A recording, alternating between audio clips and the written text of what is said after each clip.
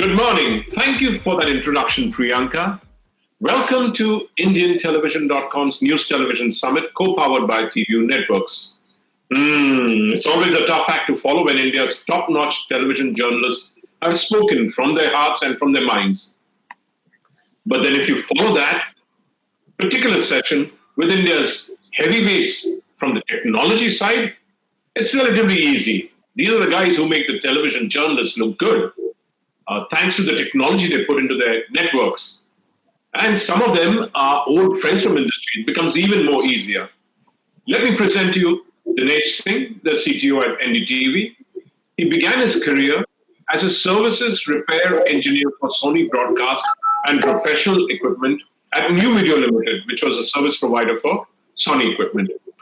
He went on to work at Cinecittà Comtronics as a manager project before joining NDTV in 1999 as head broadcast and engineering for around 11 years and finally becoming CTO for the past 11 years. We all look up to Dinesh. Welcome, Dinesh. Thank you. Thank you very much. Yeah, my pleasure. Then there's Piyush Gupta, the group CTO of India Today. He began as an engineer in TV18, moved on to NDTV as senior engineer before going back to TV18. I believe they had some crossover, both Dinesh and Piyush, when they were at NDTV. He went back to TV18 before rising to become operations director and group CTO broadcast. For the past 5-6 years, he's been leading technology at India Today. When he was at Network 18, he led several projects, starting with the launch of CNBC TV 18, First Business News channels, all the channels under the umbrella of Network 18, and several other projects. He also helped,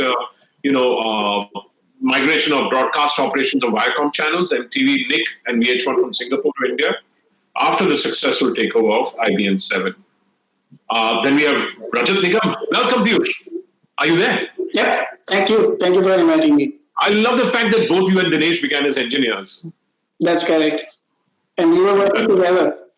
I know, for a while it's great. I'm really happy to have with us another professional, seasoned professional with 30 years of experience in broadcast technology. Currently he's the head of digital and broadcast technology of the group working with Jio on media integration. I'm talking about Rajat Nigam. Rajat has got experience working with the Times Group for 8+ years. Before that, he's worked in almost every form of media, including radio. He's done international sports, the Olympics, mind you, Asiad, and cricket. He began his career with TDI. A big welcome to you, Rajat. Thank you for being here with us. Then we have Sushant Rai, the Vice President Sales, South Asia, Middle East, Africa at TVU Networks. Prior to this, he was the Managing Director of Sales, South Asia, and General Manager South of Harmonic India Private Limited. He's had a fantastic career in the past. He was also involved in, with Dolby for a while. Cisco Technologies. Apart from that, he was also with a company which you are all familiar with, Vizati, as Director of Media Asset Management. And then he was also involved in the news business, where at INX News, he was engineering and head of systems design for a year and 1 month, part of the core team. You worked with Vince at that time, did you, Sushant? Yes. Very good, yeah. Apart from that, Benchmark Broadcast Systems, Tektronix, where he was involved with, Wipro Infotech, and he also taught at the CG Institute of Hardware Training. So good to have you, Sushant. Thank you for this opportunity, sir. My pleasure, entirely my pleasure. Badri with us, Badri Prasad. It's very difficult to get a lot of information about him online. The other people, we got lots of information. They keep updating their LinkedIn profiles. So it's easy to get information about them, but Badri doesn't. But good to have you, Badri. He's the head of technology at TV9, which has been making waves recently under a new CEO and new management. Welcome, Badri. Thank you. Good morning, all. Thank you very much. We'll begin by, a basic question. Do you believe that the television news business has changed in recent times? The change is 360 degrees, in fact, not just because of the pandemic, but much before that also change has started. And with the pandemic, it has become 360 degrees change.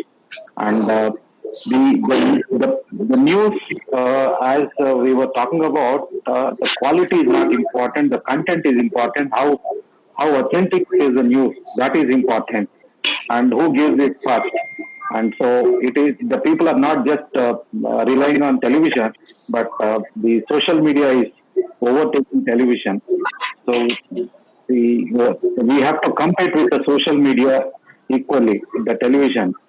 So the reason we are diversifying, all the television channels are diversifying into social media, and the challenges are there in the television still, okay, and to compete with the social media, and that we have learned luckily through the pandemic, during the pandemic, and the has given us the opportunity to learn and experiment on so many things which we never did or which we never thought before. The be it from the remote scripting or the remote production, remote editing, remote graphics, whatnot, everything we tried. And luckily, many of us have become successful in achieving the things and without affecting the output on the television, basically. So, yes, challenge is there. It started and it will continue and it will grow further. No, I disagree a little bit with Badri, because I don't think social media is a competition. In fact, social media is one of our distribution channels. If you really look at it, I mean, the consumption of news has, gone beyond television right now. I mean, we've been talking about it since many years. The digital is actually expanding and it is been growing largely. So yes, social media is also one of the platform where you actually go and putting your and distribute your news. I mean, of course, you can't compete with unverified news. When people want to go for a credible news, they actually come to a brand, right? Either it's on a social media or a web page or wheresoever it is, they come back to consume news on a credible brand. So I believe social media is also one of our distribution stream per se. Yes, the challenges has gone up because of opening of this easy medium. TV was not an easy entry for a lot of players, but now it is a very easy entry for all other people who actually want to start up their news channel, and they doesn't want to actually go TV, they start with digital. So digital only, a lot of people are coming in, so the challenges has increased in terms of competition, yes. But the turnaround and everything is always been given. I mean, we've been actually adopting new technologies and the new means to generate, produce, and distribute the content. Like for instance, earlier people were using those heavy duty cameras, ELG cameras, and multicam setup to go out and all that stuff. But now one PC, one laptop allows you to actually have a complete event conducted out of any room or any place. I mean, you can actually have a multi-camera event from a place. Look at this particular event. What we've been conducted today is just a on cloud technology where we all are meeting from different places, not using any conventional cameras, using the web cameras, and look at the quality, and we can actually conduct such meetings online. So yes, the face of news production is changing. News consumption is increasing a lot, and social media, I believe, is also one of the very large medium where people consume news. Thank you for that. I mean, I agree with you now. Rajat, your perspective on. While agreeing with Badri when he started, yes, the things had started looking for a change, and this pandemic helped to enhance those changes. So the change management became easier because of the pandemic, because of the adversity we brought up, the movement into IT, movement to cloud technology, movement to all remote production, movement to unconventional technologies and solutions. All those things became easier because of the pandemic. However, these changes have started looking higher. But on the social and the digital part, as you said, it is actually the entry barrier has been called. Just imagine around 12, 15 years back to launch a new channel, it used to be a huge infra, huge capital cost, and then you have to roll out. Today it's all changed. The scenario is more of an integrated area, social, digital, and traditional.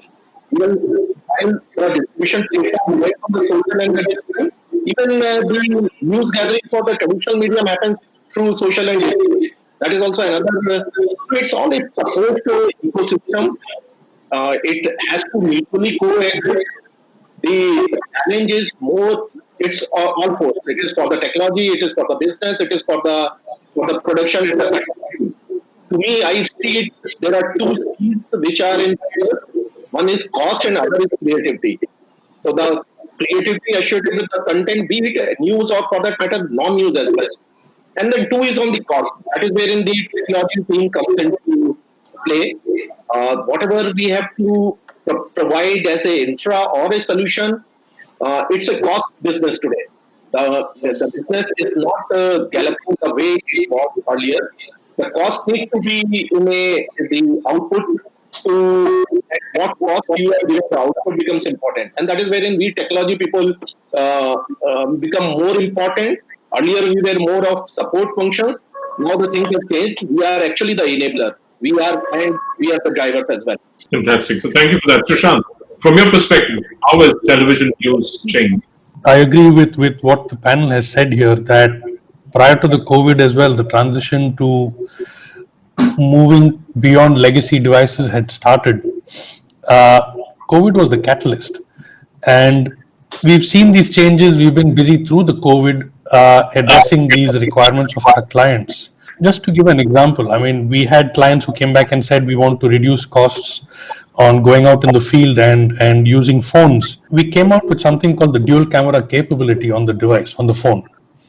Rather than carrying two phones to do an interview, two chargers, two batteries, two tripods or gimbals, you now have the capability which was developed in 3 days because the phone allowed for that, right? So the iPhone 10 and above has the capability to use both your front camera and rear camera to do an interview, and you get a DVE output of a picture in picture, and that output can go over GSM and Wi-Fi to the station, right? So you've reduced your costs over there. You've maintained your quality of content being professional HD, and you're using a mobile phone on the field, right? Like Dinesh rightly said, the mobiles are getting better and better. I mean, look at the iPhone 12 today. The sensors they've got are equivalent to studio cameras today, right? I mean, yes, it has the LiDAR, it has the depth capabilities and everything else. Incidentally, they also do Dolby Vision recording on the phone with HDR. That kind of capability from a handheld device, unheard of. You had film cameras, you had studio cameras.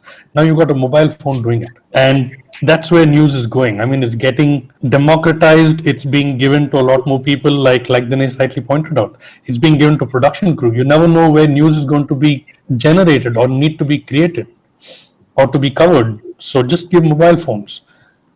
Yes, there will be needs to ensure that the coverage is in the standards that the organization has. But that's why mobile phones and the power of mobile phones, we've seen that coming around, right?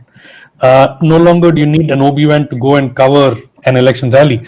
Now you can take a backpack, connect it to the drone, send it out there, get your footage from a different perspective altogether. The cost drastically reduced than what you would sending a big crew with the whole van. I mean, your VSAT connectivity itself that was constantly being paid for, whether you used it or not during non-live times, that's drastically reduced. You're now just paying for the bandwidth that you're using. Also, the fact that what we've seen is latency has like Badri Prasad rightly said, who's going to break the news first, right? Every second counts. And here we're talking low latency solutions that are coming around, right? So within a second or two, you're getting your entire footage and capable from the mobile phone to your social media. Yes, in between you've got steps, but you can do it if you so require straight from the mobile to your social media platforms through the cloud within a matter of seconds. And I think that's the change that's being seen right now. And we're heading there. Rather than waiting for the 8:30 bulletin or the 9 o'clock bulletin, which is the legacy television way of doing things, Piyush has launched Aaj Tak Bangla, right? Are you going to wait for the 9 o'clock bulletin to come through where you can give that content to edit and then put it out? Or are you just going to put it out right now because it's breaking news? So latency between acquisition and distribution is crucial, and we're seeing that happening here and now. Social media, yes, it's not a competition. It is an augmentation or a big monetization model right now. I think the Aaj Tak digital team has gone from how many 4 channels on television, satellite television, to I think 17 or 18 properties Similarly with News 18, multiple digital properties out there. Everybody's getting digital properties faster than their regular satellite properties. No, And so that's TV, the way it TV is. has gone digital with its English service. Yes, and it's just not English or Hindi. Now it's going to various regional languages as well. At the cutting edge to digital convergence and that they've been running for so many years. Correct. Yeah. So yeah, I mean, news has changed. It used to be appointment viewing.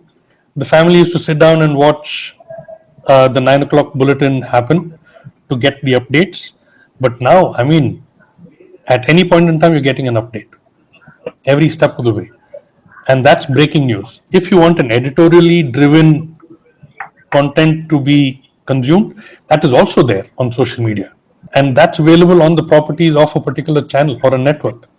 So you have the breaking news, you also have editorial content which could be, let's say, 10 minutes of a story to give you different perspectives. That's happening here and now, and that's how news has changed. Thank you for that. Really interesting. Now, how many of you have moved to the cloud? I mean, how many of you are? Do you see a move towards the cloud becoming dominant, or do you still see a dependency on legacy gear? Very. Can I take it, Anil? Please go ahead, Rajat. See, when we talk about cloud, and that has been a point in various forums and various discussion stages, cloud is a highly overused term. We tend to say that we have moved to cloud, but actually, if you talk about news organization, for that matter, the traditional media organization, we were always on cloud for many years. The moment your client was able to log into some other machine, it was a cloud. Now, cloud doesn't mean that it has to be a private cloud hosted by Google or Microsoft or AWS. It is a private cloud. So, news organizations always had their on-premise cloud infrastructure. What it happened over the last few months, or for that matter, few quarters, is that the applications have started being utilized with the clients sitting physically away. The connection is not always there. It has started getting into effect. Like for example, if I talk of my network, we run 20 news channels which are at different places in the country. Now a person sitting in Guwahati, he can access a content which is of Ahmedabad or in Delhi or Mumbai, that part of it. He is actually using a cloud technology to do that. And what it happens is the same, the video editor sitting somewhere else, he accesses our content, he edits it, pushes back again to the cloud from where it is pulled and pushed out onto whether it is social media or a digital media or a traditional media. Cloud was always there. It's a perspective that we need to set right, because traditional media, they have it. It is only the next gen business and the next gen talks which have started happening over the last few years. That is wherein the talk of cloud and artificial intelligence, etc., has started happening. Similarly, on artificial intelligence, also, if I can add, and my colleagues in the panel would endorse me, like in satellite communication, the moment we put statistical multiplexing, how the bandwidth is allocated to the type of content dynamically. The ease of tools that have come out now, I as a consumer can use a tool and become a broadcaster or a narrowcaster myself. I don't need the huge infrastructure that you would require to be that. So the concept, of individuals becoming news disseminators is also becoming, because of the ease of tools and the cost of the cloud have gone down drastically as compared to earlier. So that is the flows and the SOPs. Just 30 seconds.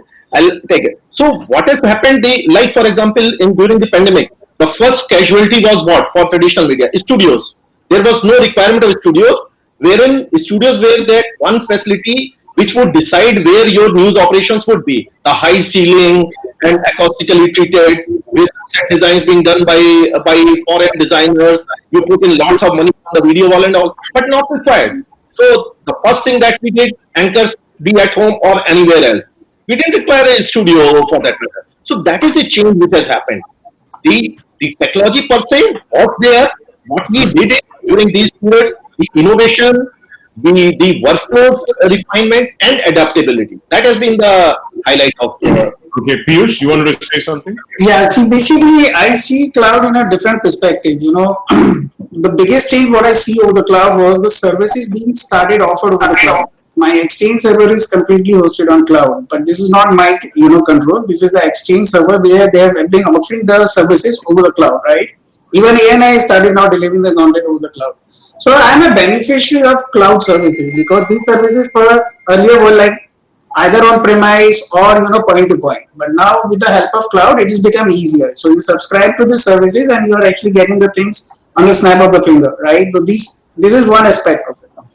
The second, like Rajat is mentioning, it's about file sharing. The content sharing has become easier. If you can actually try and host your content over the cloud, it's much easier to distribute. So your digital network is definitely been actually the biggest beneficiary where they actually host their whole set of content over the cloud and then they distribute it over the different platforms. Either it's different OTT, social, or it's easier, right? Content sharing between the organizations or within the organization, like Rajat mentioned, he has got a bureau in Ahmedabad, there is another one in Gujarat or some another place. So the content sharing is become easier. And this is where some people have been actually moving forward to because it's still price control, right? So I mean you can still afford to do it. But the biggest aspect of the cloud is the cloud computing, the virtualization, the machine learning and everything what we talked about. It is still not good for a news production house. It's really very expensive. I mean, just to give you an example, in pandemic, if I wanted to actually host my whole production over the cloud, it wasn't making any sense. I was actually ending up spending more than 20 times of what my regular expense would have been. I actually, decided to send the machine to the people's house to keep the machine over there physically, do a connectivity over the cloud, do a file sharing, but no computing. So that is one aspect which is still it's evolving. I mean we see that computing the machine the creating instances on the cloud is still a very very expensive affair. So this is something we've been evolving, we've been learning, and the day we see, I mean it making sense as a business cost, we see there is a saving. Of course I think we will actually start migrating our physical devices over the cloud. Badri, your perspective, and then Dinesh after that.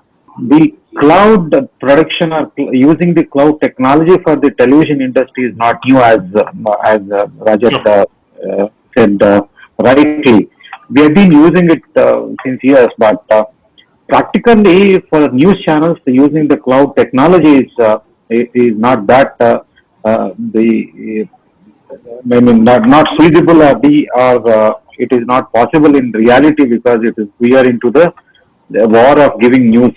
Okay, and see the time plays a major role there. Okay, so Dinesh. If we go back in the last 5 6 years and whichever events, whichever any technical discussion platform we have attended, we have heard three things. One is digital transformation, digital disruption. Even the term has coined as DIO, Digital Information Office. So digital is a around now for the last 6 7 years, and it's boiled down like cloud's role in that. What is the policy you're adopting for moving to the cloud? How your workflow has to be work on the cloud? And we have to agree in the news environment, OTT is completely dependent on the cloud. Like when this pandemic happened, because entire workflow is running on cloud, it was the most easy to make everybody sit at home without impacting anything, without impacting the output. People went their home, started operating from home, and cloud is available to them. Thanks to Digital India, everybody at home now have the broadband connection, 4G connection. So you're not even scared that uh, we are disconnected from the world. But I still say what Rajat has said, what Piyush has said. In the news workflow, we still cannot run 100% on the cloud. We still have to do most of the thing in house because the news production requires more workflows, which is not that easy to integrate on the cloud platform. Yes, for the payout channel, like uh, like any playout channel where the content has to be played and the content can go in advance. There's no brainer. I think today every channel can go on the cloud and run it from there. And this has been done by most of the broadcasters. But for the news broadcaster, yes, cloud is playing a role, but it's more on IT arena. Like in our case, when we do this mobile journalism, like when we started this mobile journalism, so we have two options. One is to push the smartphone content directly to the office, or one is to move the content via cloud to the office. What we realized is that moving directly to office was not advisable because a person can be anywhere in the world.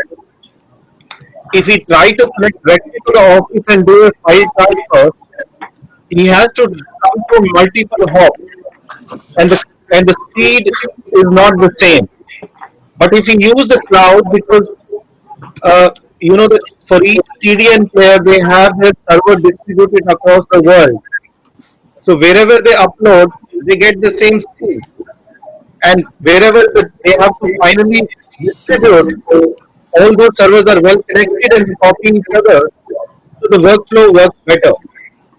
So cloud is also doing a role in the today news environment, but more on the contribution and more on the social media platform like Skype, Google Hangout, WebEx, Zoom.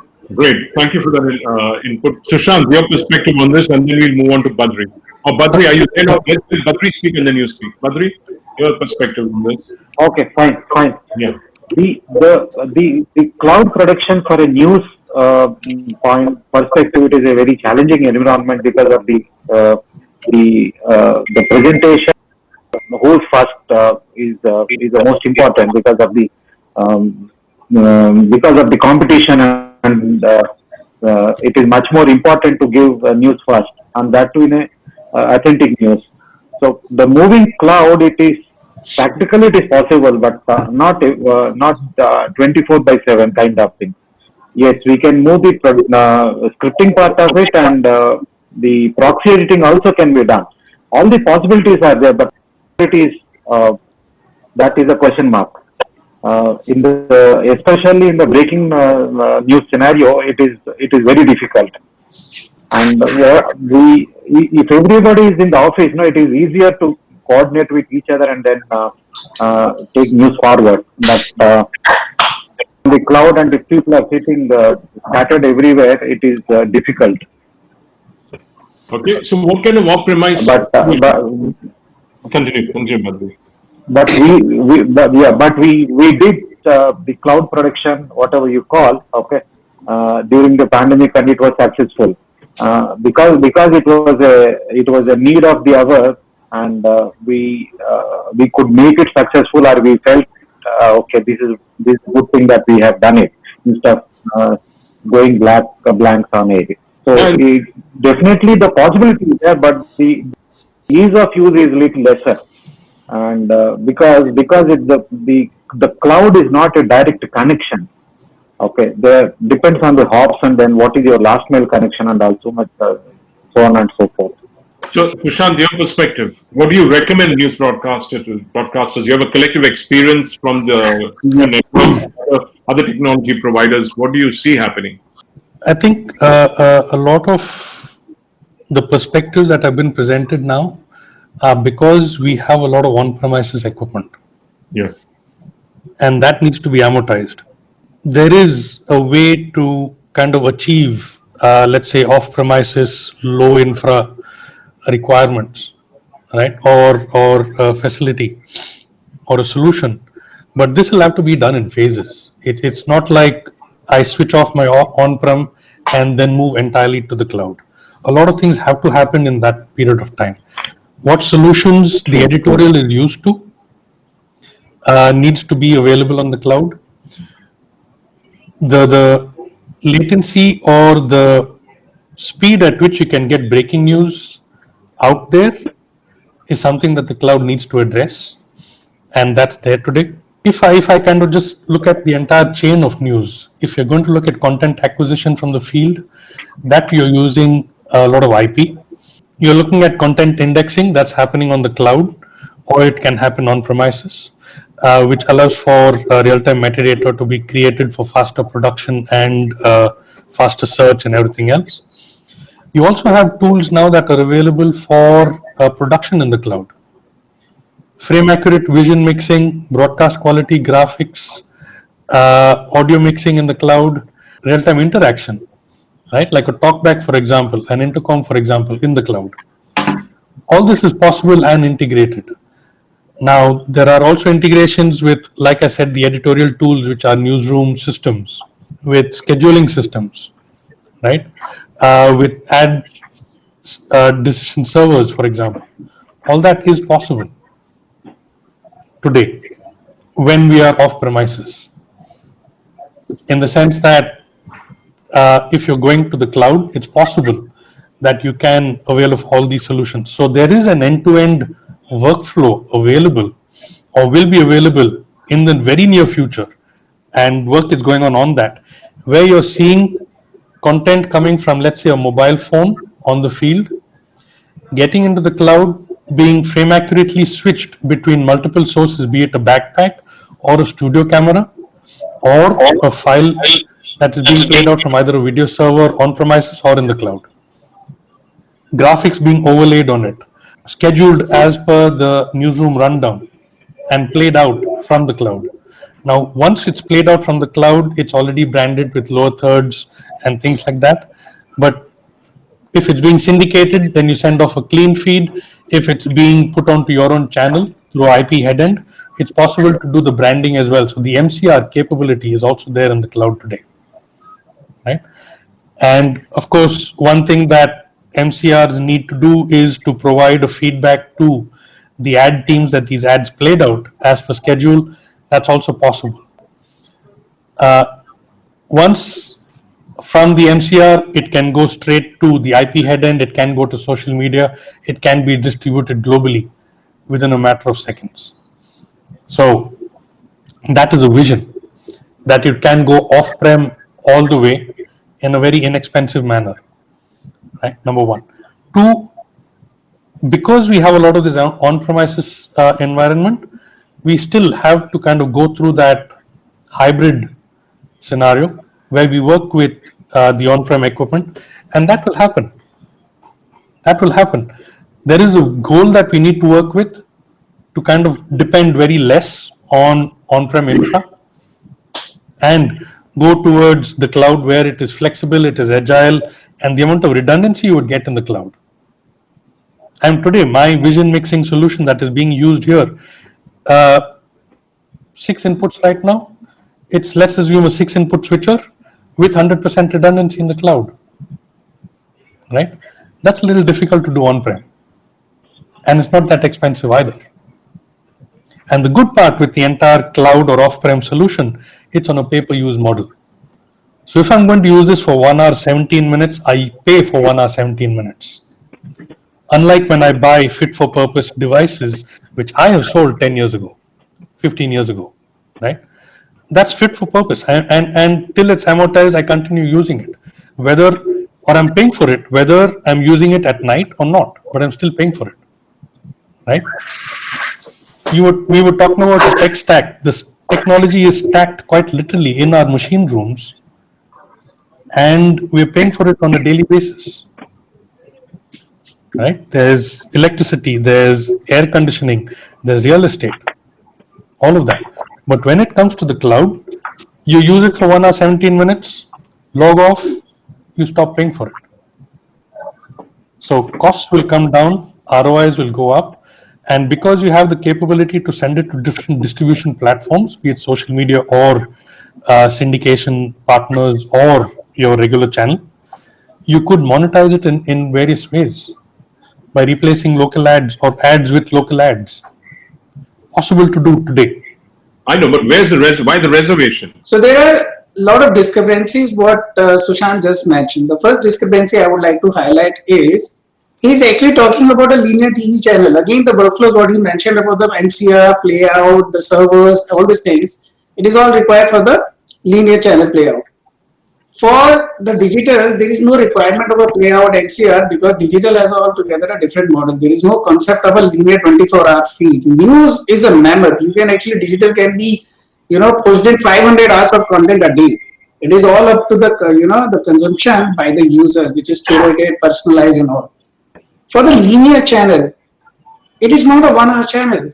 We are producing a 24 by 7 stream. So that means my requirement of the machines is 24 by 7. It is not going to be 1 hour where I actually go for 1 hour. Because if it's a 1 hour model, of course the cloud will work. But if it is beyond 1 hour, when I'm actually generating a 24 by 7 feed for linear, that means my machinery is being used for 24 by 7. You put up the cost of using those computing on the cloud 24 by 7 with the machines which is being hosted at a data center, you will realize even despite having air conditioning and all other costs, amortization and everything put together, it is 1/10. I can say that I can challenge you, it is not even 1/10, it is 1/20th. We have already evaluated the cost of computing on the cloud. The second biggest challenge, the workflows which you establish, here, I'm sure all the other CDOs are going to respond with me. We are not working with one automation, we are working with a combination of different workflows. We have just put all of them together to just create a newsroom. So we do not work with one automation. We are using a different rundown manager. We are using a different automation. We have a different graphics automation because there is no single player outside in the market. So when we actually go and ask people who are actually offering these services over the cloud, not one person is actually offering everything. So how to actually make the two workflows work together and generate a 24 by a stream? And thirdly, I don't think newsroom 24 by 7 newsroom would be run out of homes. So how does the cloud help me? So the biggest challenge when we talk about the cloud, so everything when we do understand the benefits of the cloud, the redundancies, the server redundancies, but benefit of cost and operation is the priority, right? So when we see the ease of operation, how to produce that feed is the primary aspect of when we look and choose a technology. I get it, but if you're buying software, let's say every year there's an upgrade, you got to pay a license for the unless you've done a very good deal with the vendor. So there are the costs, Rajat, from your perspective, in terms of the cost keep escalating, and Dinesh also and Badri also. Yeah. So premises, rentals, there's so many other things. Well, he says it's 1/20th. I mean that seems.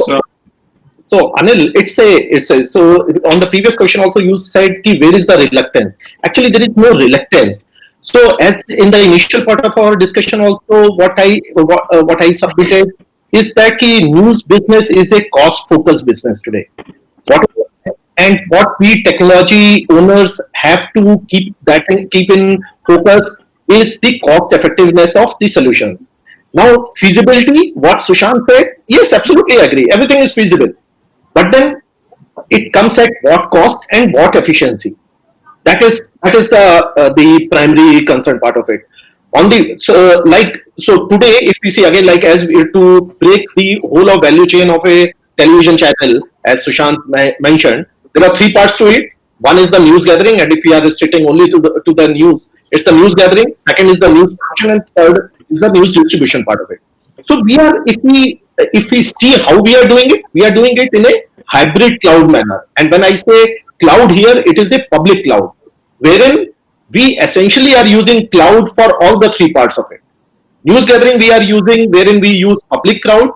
The production when we do, we use on-premise private cloud, wherein the collaboration is happening, the content sharing is happening, the applications are not essentially in the same location, in the same premises, but they are using a private cloud. And the distribution again, it's a hybrid thing. It could be for digital. We are going to the public cloud. For traditional media, it is the on-premise cloud of it. So that is the workflow which has been adopted. Why? Because that is wherein we see there is a cost advantage and the efficiency of the business. That is wherein we see it. The cost of buying a equipment or buying a software application, this is common for both the places. what we are then essentially talking about a capex versus opex model, right? Yeah. That would always vary for different types of solutions. And also the point which Piyush said, it's a news channels are a complex infra. Since I run non-news channels as well, Vicom and Colors and all, I know the revenues in entertainment channels are much higher than the news. But then the effort to run a news channel is humongous as compared to a entertainment channel. So it's what is the decision you have to take as technology stakeholder for the in the interest of the business comes to the fore, and how we do it, what we are doing it today, maybe after 5 years or 3 years, it may change, but we have to be cautious about that part. What is our priority, and take a call accordingly. Great. Dinesh, your perspective in terms, especially with news being so challenged today in terms of revenues, along with other television, even general entertainment is challenged because advertisers have cut back on expenses. We don't know how long. Maybe we'll open up, then we'll shut down again, possibly like Europe is doing currently. So what is your perspective on the fact that we can reduce costs in different ways? One is the cloud. What Rajat and Piyush just said, where like what Sushant also said, I'm not saying that what Sushant has said is completely wrong, but it can be used for a very small event. It cannot be used to run 24/7 channel. Actually. Cost is, of course, like, saving a cost is an important factor, but what like we used to achieve and what we achieve on a 24/7 channel is very different, and what's the scale we want to achieve is very different. Like I'll give you example when we went to this pandemic, and our management told us that you have to work on a backup plan, which my other colleagues also have done, and they created the backup plan. Like suppose is like I'm operating from GK1, so they said okay, if suppose GK1 is shut down for 3 days, let's work on a second plan. I worked on a second plan which is not exactly GK1's kind of setup, but maybe 70% of what GK1 can deliver.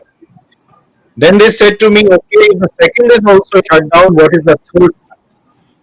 The third plan we created is something what Sushant has explained, where we will be on cloud, maybe you're using Zoom, maybe using TPU. Ultimately, we have to ensure that our revenue also has to be run, and also at the same time, we have to assure that we should be able to run the stories, we should be able to edit the stories, and those stories should go on air. And at the same time, we should be able to make it interactive while having a guest on the show. So what we did is that we created these three workflows. Maybe I'll say one workflow I created in GK1, second workflow I created in my workflow office, and third workflow I have created another city like Noida. And then I taken my production staff to give them a training. Okay, you used to what you do in Archana, GK1. Now let's go to Okla. In Okla, they say, okay, we have 80% of the thing. Maybe today, suppose you give me 10 OB sources, you're giving me 7 there, fine, I'll manage it in case of any emergency. And then I taken them to Noida and I told them, okay, this will be the setup. So what I realized is that they may accept it as an emergency, but they're not happy because it can't deliver what exactly is required on day-to-day basis. Because today running of advertising is not running in the break itself. We do many things during the news also. Lower third, up, Correct. L, L shape. Many things are happening. Things are like every part of the screen is told to them. So you have to be very dynamic, and your graphics, your everything has to be in your control. And that control can happen only once you have the servers, everything running on prem. They are into well connected network.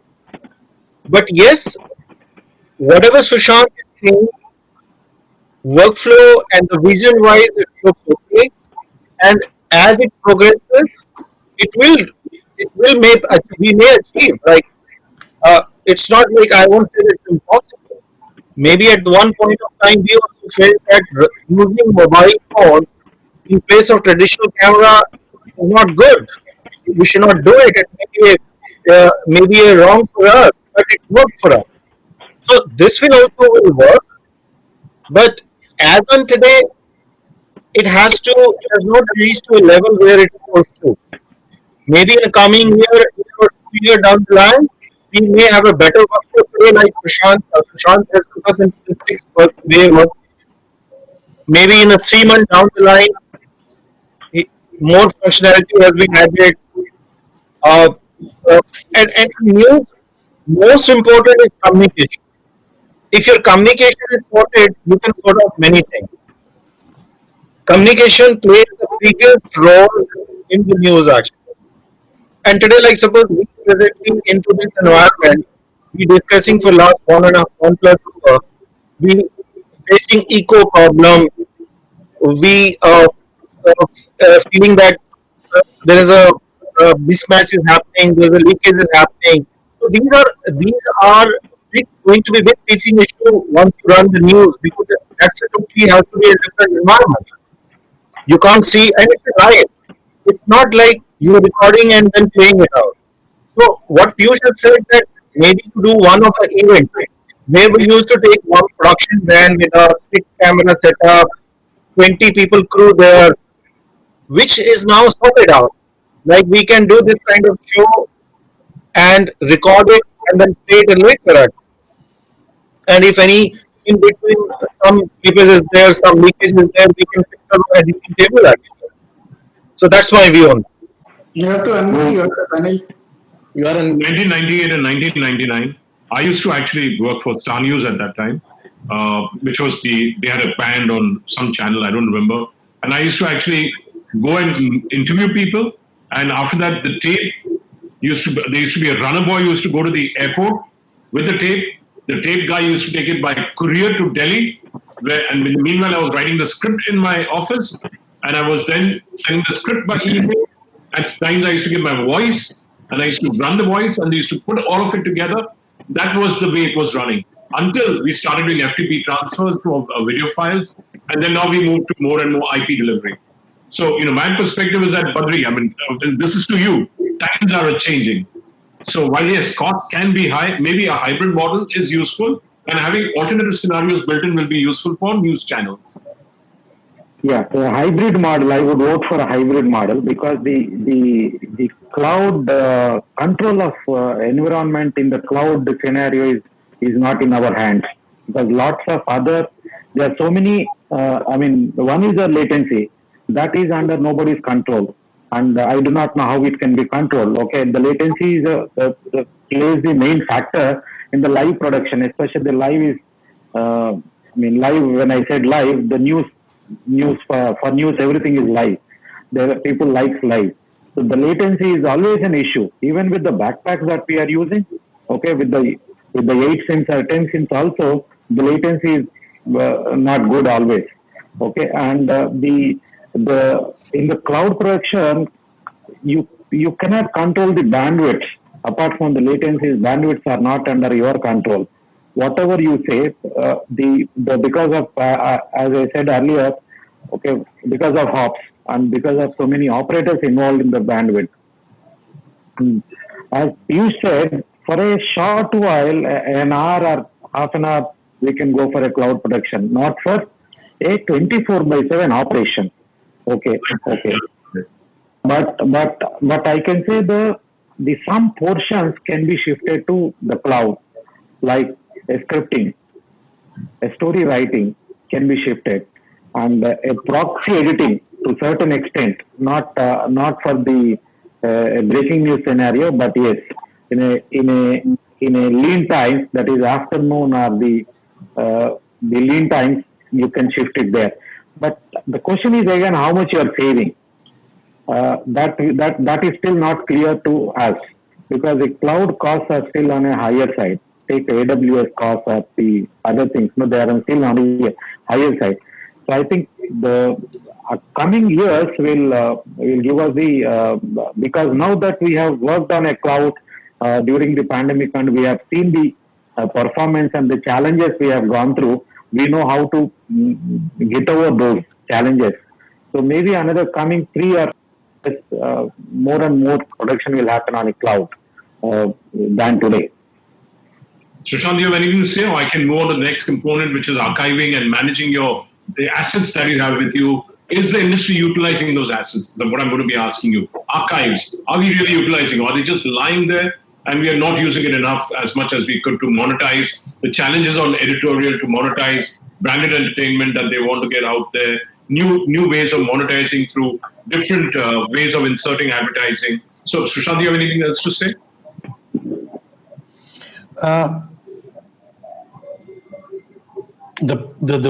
The asset of any news channel is their content. Right? The value of the channel is their content, and that's residing in LTOs and in tapes in certain organizations. Not the ones over here, but there are organizations that still haven't moved from their footage from beta tapes onto LTOs. Archives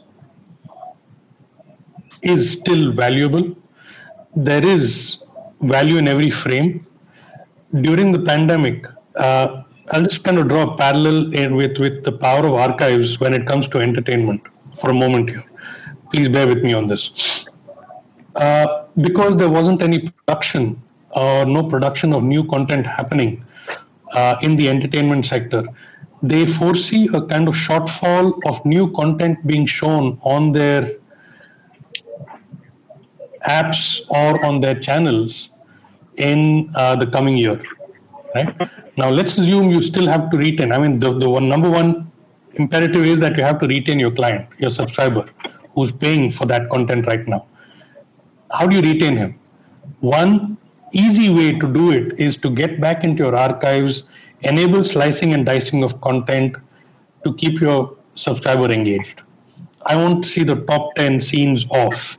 I want to see Sachin Tendulkar sixes, Wankhede Stadium, 1990 to 1997, for example. Right? That's how you're going to keep your customer engaged, your subscriber engaged when you don't have new content coming in. That's the power of archives. 10 to 12 years ago, I approached the very same esteemed team here, panel here, for different solutions. Right? We were talking about media asset management at one point in time. Yeah. And the biggest roadblock at that time to adoption was ROI. And the fact that it would take a lot of time and effort to tag that content to make it useful for helping it being monetized. Now we've got technology that enables the content to be metadata tagged in real time. And quite literally real time. When I say tagging, I'm talking about all the technical metadata that's there from the source that's coming in. You're talking about face recognition. You're talking about speech to text in the Indian context in 27 Indian languages. So all our regional channels. 27. 27 Indian languages. Without any errors. There will be errors, of course, because you still have to get the system used to the language or the tone or the accent in which it's being spoken. Right? I mean, I've tried Kannada and I got more than 95% accuracy. And my Kannada is not exactly Hale Kannada. It is a mix of Bangalore. It's a mix of my accent that I picked up in Delhi. Right? All of that, and I still get accuracy in that. Incidentally, one of the languages supported is Indian English. Right?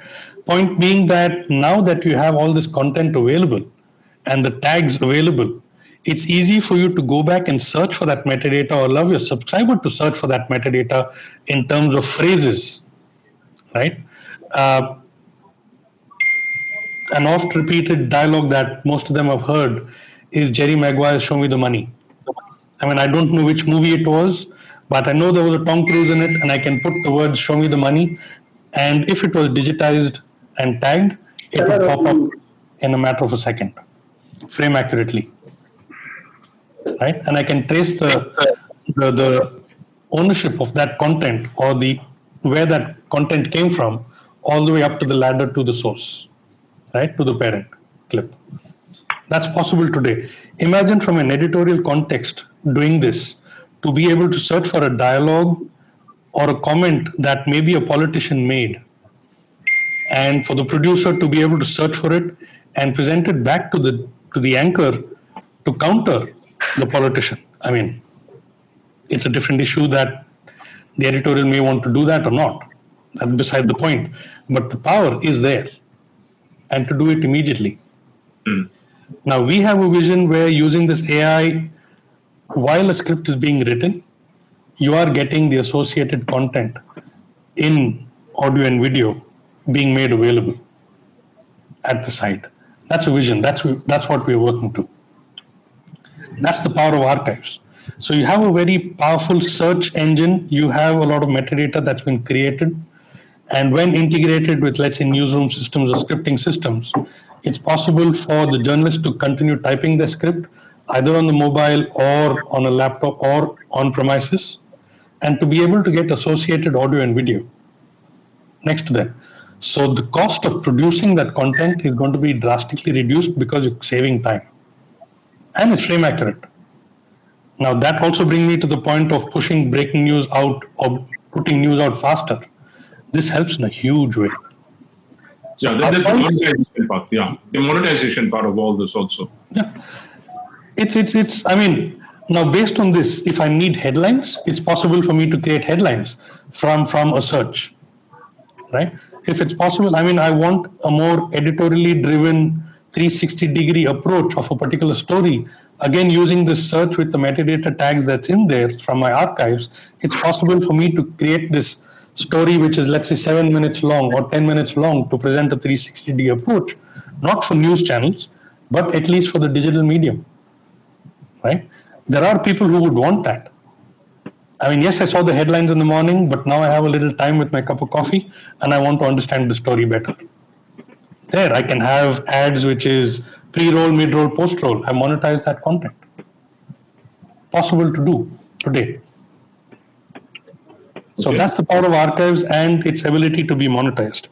I mean, I'm sorry if you all have heard the same story 10 years ago and 10 years hence or 12 years hence, but I'm still convinced on the monetization power of archives. So I was working, I've seen the kind of work Press TV is doing in Iran. I've seen so much of the archive that they're using. In India, we're not using archives at all to the extent we should.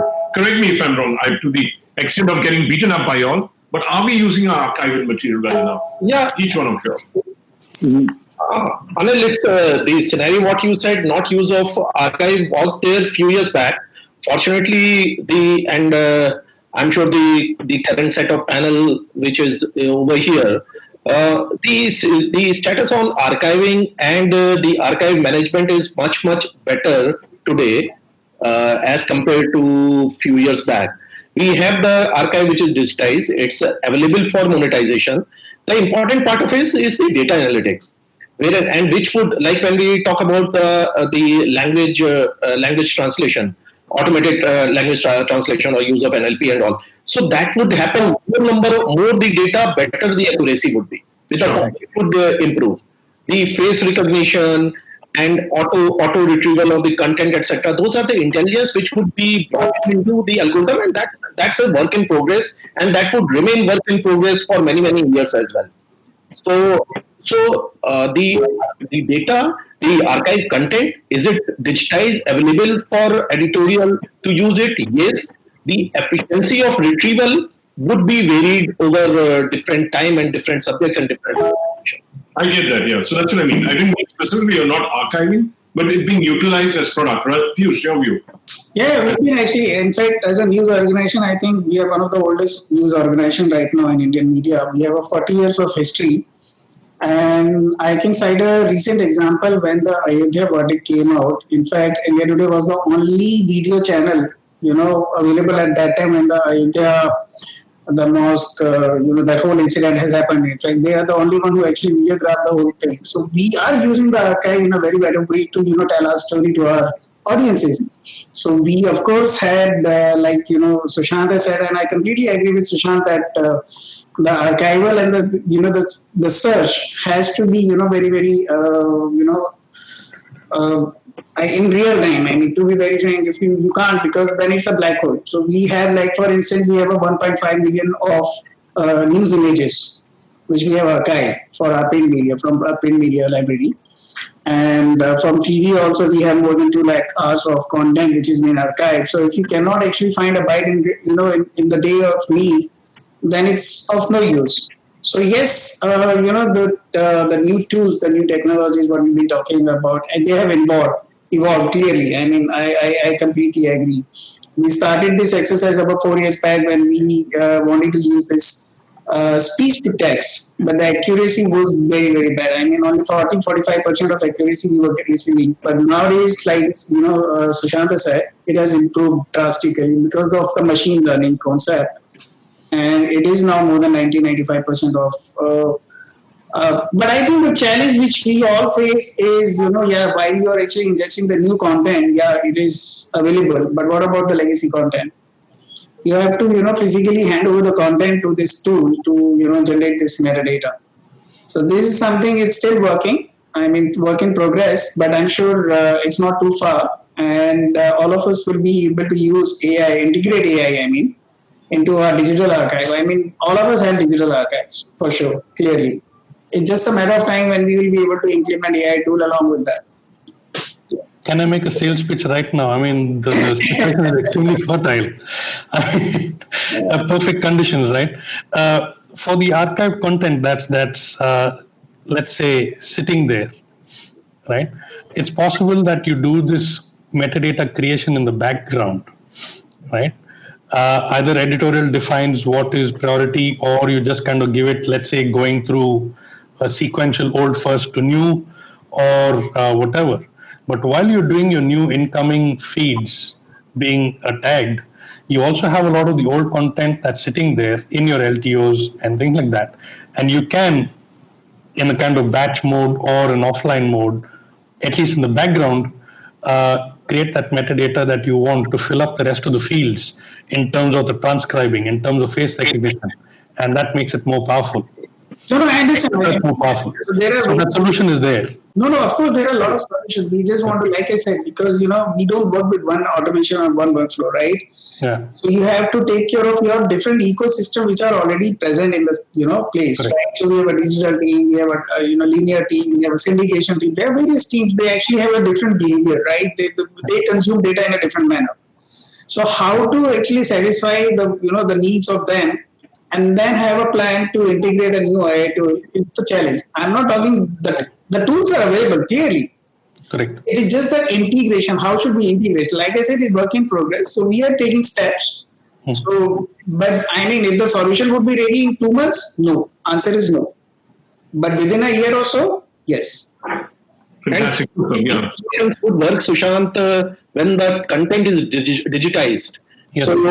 So there are content which is still in beta tapes and PVC Pro old big size tapes. So those have to be digitized, and then only this auto metadata can be extracted. Correct. So challenge would be on that part, which we have been able to do it quite a bit, but still there would be certain organization, or from the industry point of view, there would be large amount of content which would still be lying in analog form. That's the challenge we're facing. Yeah. So even the BBC faced this challenge, but they've digitized. And I'll tell you what. I used to produce the Telly Awards. We started putting old footage out there of the television awards, and we are getting humongous views. Even the content that you'll do would get humongous views. NDTV, for instance, The World This Week, for us, it was what we woke up to every weekend, every Friday. So even you, Dinesh, from your perspective, the archives and utilization that to monetization, because there are so many ways of monetizing things now. Yeah, what Sushant has said, that in 2010, when he was visiting all the broadcasters, there was a question that what would be the ROI. But later on, like in 2012, when we started our digitization, and at that time, World This Week, what we used to have on 1-inch beta. So, like there's a quarter inch was the DVC Pro, and then 1-inch. There's a question like how are you going to restore them if you delay this? So it was a requirement, like because there's a life for media. one day they will extinct. So in that case, you have to archive everything. So we taken a call in 2012, and we have not considered that what will be the monetization and what would be the ROI. We have to, if we want to uh, retain this, we have to digitize it. And that's what we started in 2012, and today we're sitting in 2020. And almost 80,000 hours of footage we have archived on LTO. And I would say, I'll give you one example as far as usefulness of archival is concerned. That even if 1 hour, some part of the system is down, either archival workflow or the retrieval workflow, there is a big noise in the system, that the system is not functional. So it means that retrieval is happening, archival is also happening, and there is a need for it. Either it has a ROI or it has a monetization model or not, but on day-to-day basis, we need to retrieve what we have archived. And it may be a case that are we retrieving what we have archived a year back, or would we have archived which is 20-year-old footage? That may be a question, but this is a very much a part of workflow. And what other I would say to Tushar, what Piyush has said, the work in progress. Same is for us also, that it's a work in progress, and you can pitch to us for that. Thank you. Fantastic. So I'll just tell you one thing. I mean, imagine I'm a user. I'm a guy who grew up watching. I mean, in my 20s, watching NDTV. This content which is sitting down there, which is not earning you anything. One is access to other journalists. Second is access to your users who will go onto YouTube or set up your own OTT where you put up this content and history searchers, information seekers. For instance, when Vanita was writing her book on television, she used our archives on IndianTelevision.com to refine many other archives. So it becomes a utility. It earns money. It's not costing anything. It's resting free in a particular platform where you can possibly monetize. And the more you drive audiences towards it, towards your social media, towards your OTT site, it gets monetized without any cost to you. So any feedback? This is just my perspective. Badri, No, that's correct. So I mean, what you said is correct, because this is exactly what we had discussed while we were, setting up a workflow for our, India Today archive. So we do a lot of surveys, as you know. We do university survey, we do sex surveys, we do a lot of other, related surveys which have a very, very, a demand especially from the researchers, because we have a huge amount of data available for that. It's about curating the data as per the need. Because if you can't just hand over the raw data to them, right? At the end of the day, the researcher comes in with a specific demand. So I mean, is there a tool available which can curate the data online for you? I mean, the answer is purely dependent on what are the field mapping you can do, and you make that available to the researcher. So because the digitization and all this unfortunately is only a last 10-year process. So if you have a 40-year-old content where you didn't had that sort of amount of keywords or search words, it's only the people memory. I mean, we still have people sitting here who would actually tell you the day and the month when this story was actually done, right? Yeah. So right now there are AIs, they're like walking AIs for us. But it's all about generating that amount of data, metadata, the search keywords, which can actually help either it's your internal user or an external user. So this is the most important aspect, and this is why I said work in progress, because we have found a way to generate that metadata, right? It's already happening right now as we talk. But how can we actually, put it in a framework so it is helpful for all the, different users? It take care of all the sort of needs is work in progress. Badri, your perspective, you're a newer network compared to them. Yeah. We do have a lot of archive, but we started digitizing only end of 2010 or so.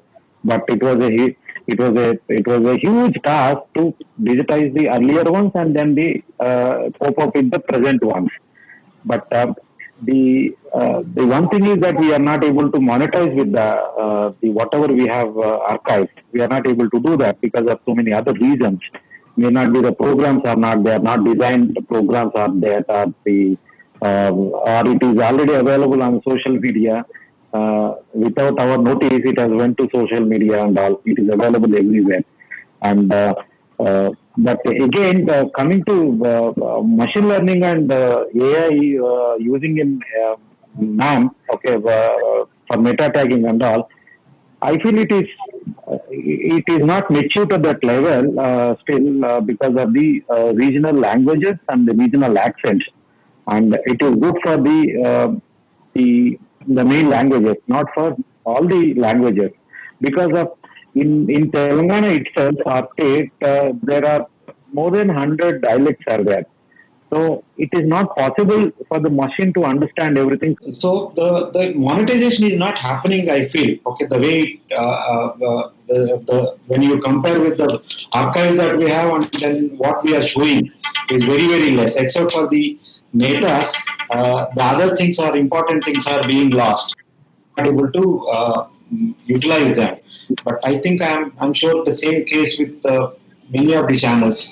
And in my previous company, Ramoji Film City, they have a huge archive, like Piyush mentioning that the printed data that is available, and it is all organized properly in Ramoji Film City, especially the bytes of data is available.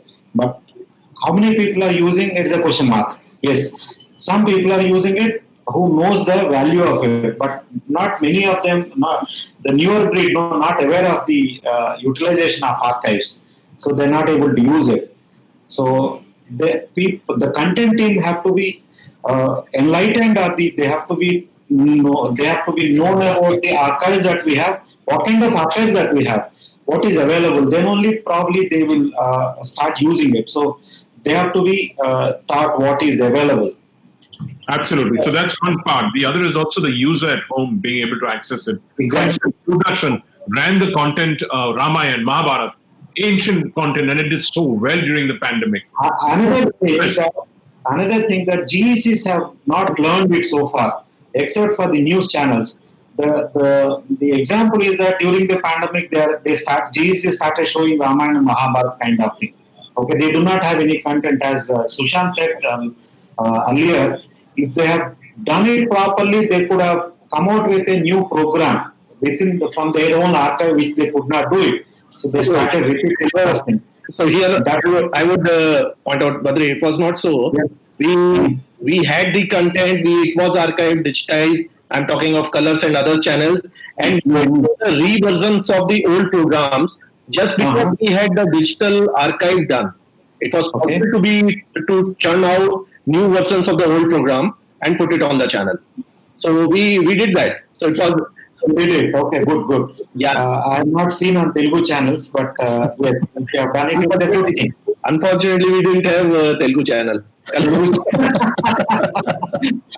I'm not aware. Yeah, so all I say is if you got content, start pushing it out to different outlets, keep it low resolution so it can't be pirated, or if it's pirated and you keep tagging it as though it's take ownership of it and get money rather than have it sit on shelves. For instance, it's money. It's money. It can run into crores of rupees, millions of rupees. I know a small company now is making millions of rupees through archival content. Yeah. But frankly speaking, archives has no value in India, I feel. Especially people run the news with even a photograph, and viewers are used to it. Okay, not looking at the actual content, but the voiceover will help them to understand the matter. Fantastic. So Sushant, anything else to say from your perspective? No, I mean, this is fertile ground for me to do a lot of my work. I have a lot of work planned out, ready for me to do to convince the industry here on the solutions we have at TVU on content acquisition, indexing, production, and distribution, monetization as well, and integrated is this thing. So, on the archives, there's so much to do. There's, like Badri rightly said, the editorial or the content people need to be made aware of the content they've got. And once they see the library, then it's it's a self-discovery. I mean, you want to dig deeper, wider. You know, you want to start creating different versions, slicing and dicing content in various ways. So NDTV used to do it very well. They used to have This Week, That Year. I remember some time back. Yeah. That we grew up with that program. No, not the World This Week. This Week, That Year. Okay. No, that was that was started again, but if we see that it has not done the same what World This Week has done. Of course, yes. It has not left the same impact actually. Yeah, but it's low cost programming, very low cost, which possibly can be Yes. branded and Yeah. behind it. So there's Yes, opportunity yes. there for nostalgia, older people getting into it. We're all growing old. I mean, we want to watch that Sachin Tendulkar inning. We want to watch that. I mean, Rohit Sharma is injured right now. He's not doing well, right? I mean, physically. But we'd love to watch his early innings.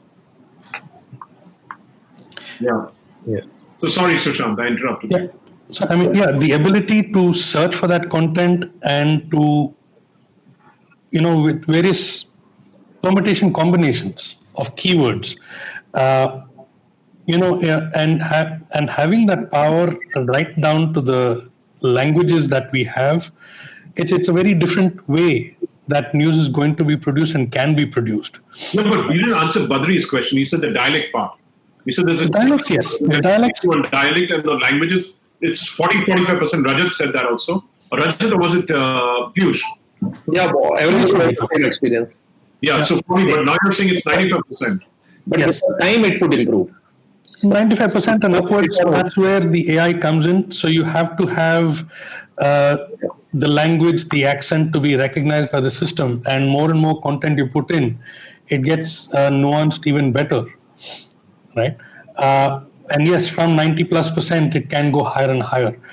Faces change, and that will need to be tagged by this thing, saying that when I was 20, I'm very different from what I am now. And my present face could be mistaken with my brother's, and then a pop-up would appear: is this Sunit or is this Sushant, right? And if the person who is knowledgeable in the editorial side says that, okay, this is Sushant, then the machine understands that and then tags this face as Sushant all the way back into all the content that it got. So it's a constantly learning system, number one. Two, dialects need to be codified, for want of a better word, right, to be understood. Today, I think there is one project that Microsoft has done, which has 750 dialects built in its environment. I mean, they've codified it, right? They've gone out, they've recorded the sounds, and they've created scripts of that to be understood by systems. Now, that is a question of integration. And again, dialects, yes. Would I go in for the most cost-effective this thing that I have, let's say, only 3 lakh people talking a particular dialect? Would I invest in that today?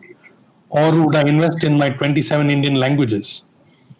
Yes, tomorrow if push comes to shove, where we say that this dialect is dying and we need to record it for posterity and to understand all its content that is there, yes, it's integration through APIs, possible to do, and then run more and more content that you're getting through that system to make it better, beyond the 25% accuracy to up to 50%, and beyond that even more. But content is needed to pass through the system to make it better. Yes, the age of the walking AIs is crucial. I mean, believe me, when one of them leaves, the loss in knowledge is immense. Yeah. I mean, if I kind of drill down to a very small example, our parents and our grandparents had a lot of history of where they came from, about their ancestors. If we don't pass that on in terms of metadata somehow or knowledge sharing somehow, you've lost that entire history, right? So your genealogy literally is lost. There's no way you can get it back because of the walking AI has vanished. And we didn't kind of pass it down the line. So we're trying to kind of not replace them. They would be wonderful additions to add finer nuances to the metadata. But the basic mundane stuff can be handled by the system that way. Thanks. So that is what I feel. Sorry, I'm a little passionate about the archives and the power of them. No, so am I. So am I. It's money according to me. I mean, I see what BBC does with its archives. I see what, internationally documentaries and fresh programming being produced. It's amazing. I just watched a documentary on Anne Frank, which had so much of archival footage and really watchable. Correct. Somebody is watching it somewhere. I mean, yes, it's may not be watched in India today, but let's assume I put it out in multiple languages. I put it out with multiple subtitles, right? Internationally made available. I can monetize it. And that content can be sliced and diced in different ways by the documentary filmmaker in one matter, by a publisher by another, or just historians, right? Culture. And it's all there. We've got it all. And it's lying in our tapes. We need to make that available to the content team and chances are to subscribers. Yeah, and Badri, put subtitles in English. I will watch your channel a lot. I've been saying that to Kalanidhi Maran, I've been saying it to everyone, but they don't find it viable financially.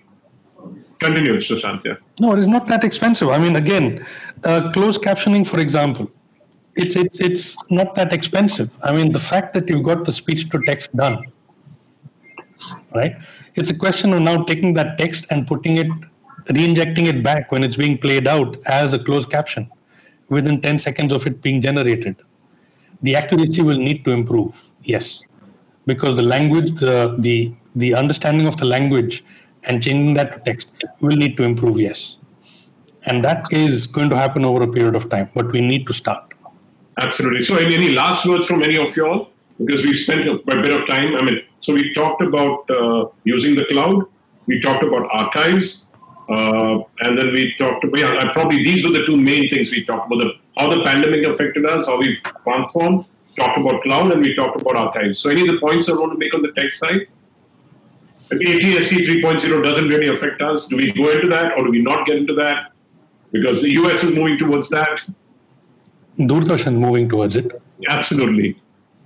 I mean, it doesn't affect you all. Do we talk about 5G? Do we talk about and the use of 5G as it's coming forward and how we transform the entire world of news further, with everyone becoming a news broadcaster almost?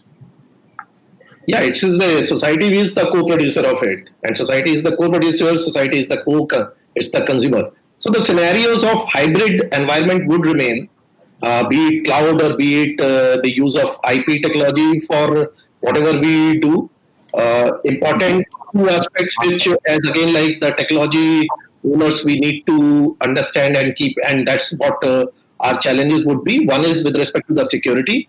The moment we move to IP and the moment we move to cloud is that is wherein we need to have the security aspects and the security solutions, policies, practices well maintained and well addressed. And two is with respect to, security is a subject in itself, which we may not go now deeper into it. So that's as a point. And two is with respect to the moment we say we are going to IP and we are adopting to these workflows, also with respect to the resources which are available in the industry. This industry is a small industry. It's been there for almost 40 years now. The resources, or for that matter, those who manage it, have also grown as by virtue of on-the-job training. The moment we move to IP, the existence of those resources who are managing the baseband concepts, that goes off. You need to have more skilled people who are well versed with the IP environment, IP technology. And that is wherein the cost also comes in. So we will also have to keep that in mind while we are doing it, though the technology and the market forces will take care of itself. So those are 2 points that I have. No, I agree with Rajat, but like any other industry, people have to evolve. Clearly, I mean, we are moving away from baseband for sure. I think this transition has been happening. It's all started. We can't duck it anymore. People are, while we are, appointing the fresh blood, they are actually, coming in with a completely IT mindset. So these are the blood who's gonna take over from oldies like us for sure. I mean, it's just that we are just here for passing the baton to the new fresh blood. It can't be stopped. I clearly believe this new wave of IP and AIs and the virtualization is can't be stopped, and especially the pandemic has played a role of a catalyst. So this is changing. This is evolving.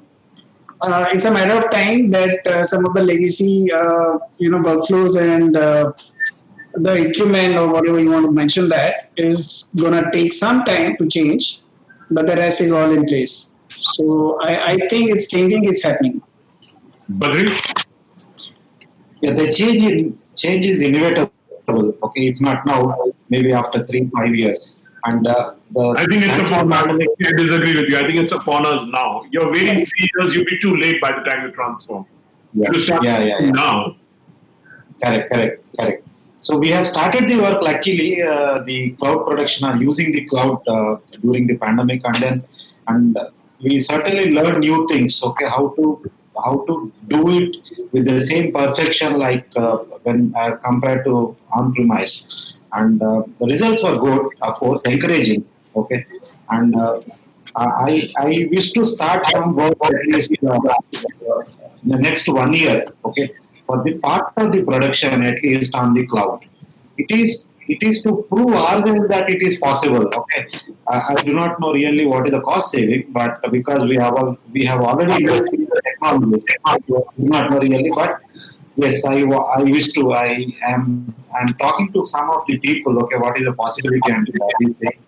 So in the meantime, we have to make the users mindset. We have to change the users mindset also to that to match the remote production, which is little tough. Okay, but still okay. Let me try.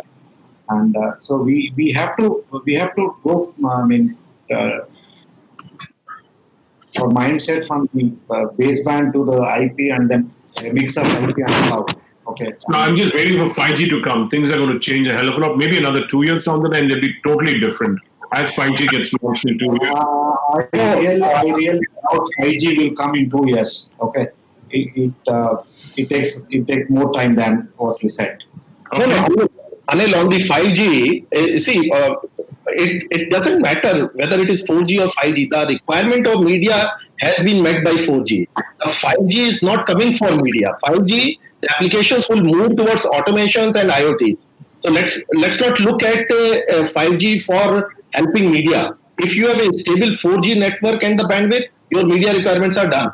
Trust me, the media entrepreneurs will come up with new ways of using 5G. We'll As, get it. as long as that we have the enough bandwidth, if we get the enough bandwidth through 4G, that is sufficient. That is sufficient. So, what used to be legacy broadcast, quality that you were asking, you'll have broadband limitations. 5G will not have that.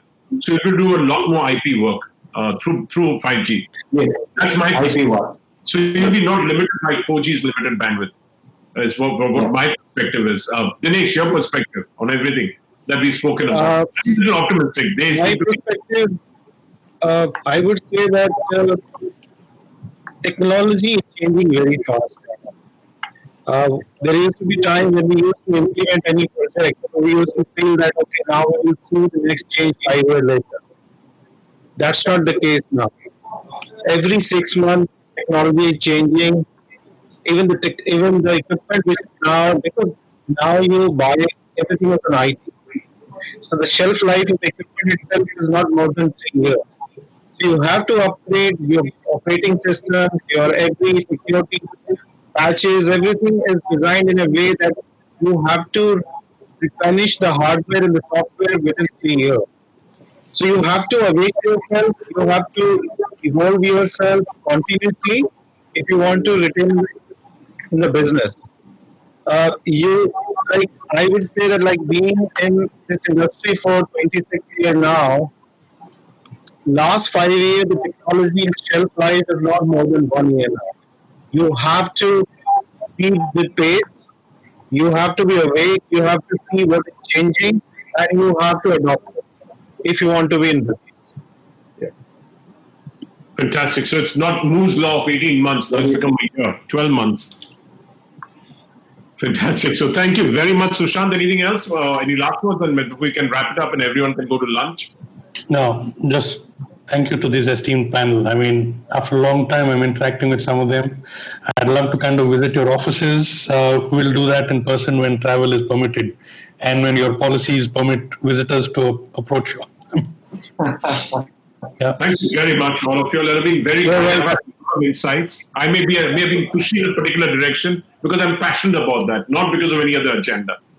I believe that. I mean, as an entrepreneur, I've been running this business for 20 years, been in the industry 40 years. So therefore, I'm trying to push this TV industry to change a little bit because the IP networks are coming, the IP media networks are coming in the future. I see a Barkhadat, I see a Faye D'Souza, I see Bhupinder Chaube, who all emerge from your organizations. You never know how they'll transform in the next 2 years. You don't know. They might become as big as you. You never know in digital. I don't know what the world is going to bring us. It's really surprising. It's full of surprises. No offense meant to any of you all. No, absolutely. Valid points, valid observations, but it's all interesting. Thank you very much. Thank Thank you you. For inviting us. Thank you. Thank you. Thank you, sir. Thank Thank you. you. Come to Bye, all of you. Thank you.